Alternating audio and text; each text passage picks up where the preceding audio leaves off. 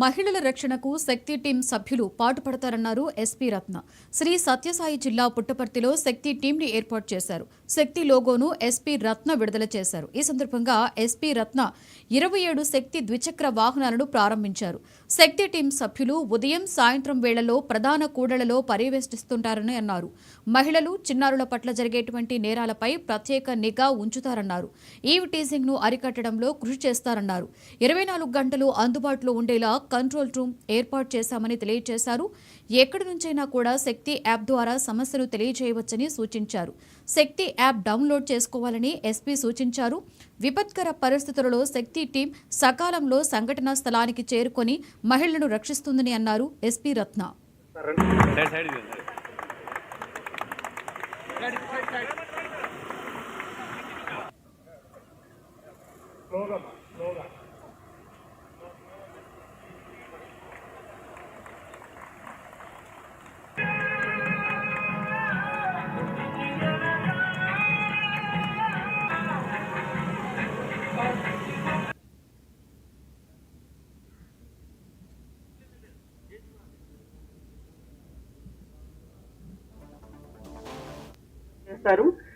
Morning 8 to 11, evening 4 to 8 బిజీగా ఉండేటువంటి peak hours లో 6 మెంబర్స్ ఉన్నటువంటి టీంలో 2 మహిళలు, మిగతా వాళ్ళు పురుషులు, అంటే మేల్ ఆఫీసర్స్, ఒక SHO అంటే ఒక SI ఆధ్వర్యంలో పనిచేస్తారు.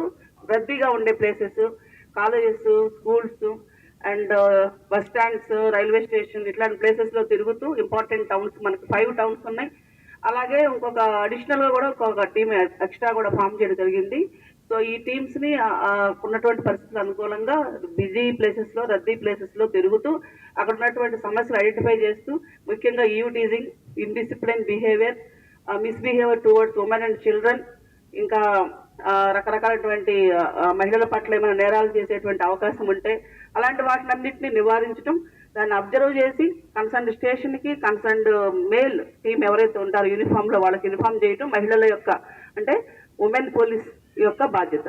SHO చేరవేయడం ద్వారా వెంటనే వాళ్ళు అక్కడ రష్ అయ్యి దానిపైన యాక్షన్ తీసుకోవడం జరుగుతుంది. అలాగే ఈ పోలీస్ శక్తి టీం సంబంధించి శక్తి యాప్ ఏదైతే ఉందో ఈ శక్తి యాప్ ని కూడా శక్తి టీం ప్రసారం చేస్తుంది. సో దీనిలో భాగంగా ఏం చేస్తారంటే శక్తి యాప్ లో మిస్సింగ్ సంబంధించిన పర్సన్ గురించి తెలుసుకునేటువంటి అవకాశం ఉంది. అలాగే కంప్లైంట్ కూడా ఆన్లైన్ లో శక్తి యాప్ ద్వారా చేసుకోవచ్చు. సో ఈ కంప్లైంట్ కూడా ఎక్కడున్న వాళ్ళు అక్కడే కంప్లైంట్ ఇవ్వచ్చు మహిళలు ముఖ్యంగా. సో దాన్ని కూడా మనం వెంటనే యాక్షన్ తీసుకోవడానికి అవకాశం ఉంటుంది. అట్లాగే 24/7 మనకి కంట్రోల్ రూమ్ పెట్టడం జరిగింది. ఒక నంబర్ కూడా ఇవ్వడం జరుగుతుంది. ఈ నంబర్ కూడా మెసేజ్ ఇవ్వచ్చు లేదా ఫోన్ చేసి చెప్పొచ్చు. సో ఇవన్నీ కూడా పబ్లిక్ కి, ముఖ్యంగా మహిళలు, చిన్నపిల్లల పట్ల భద్రత విషయంలో ఎక్కడ కూడా రాజీ పడకుండా గవర్నమెంట్ ఇచ్చినటువంటి ఇన్స్ట్రక్షన్స్ ని తూచా తప్పకుండా పాటిస్తూ